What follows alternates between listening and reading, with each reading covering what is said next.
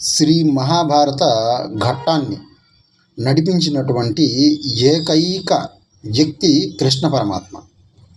పరమాత్మునికి, శ్రీకృష్ణ పరమాత్మునికి సకలము తెలుసును. ఆయన లీల లేకుండా మహాభారతం అనేది ఒక పూచిక పుల్లంతా కూడా జరిగి ఉండదు. అంతా ఆయన సంకల్పమే కదా. అట్లాంటి ఆయనకి ఆఫ్టర్ ఆల్ రథం దోలే తెలియదంట. రథం దోలేదానికి రాకుండా లెఫ్ట్ రైట్ తిరిగేదానికి అర్జునుడు కుడికాలతో తంతాడంట. కుడి పక్క తిరగమనేసి అర్థం అంట. కృష్ణుణ్ణి ఎడం కాలుతో తంతాడంట. ఎడం పక్క తిరగమని అర్థం అంట.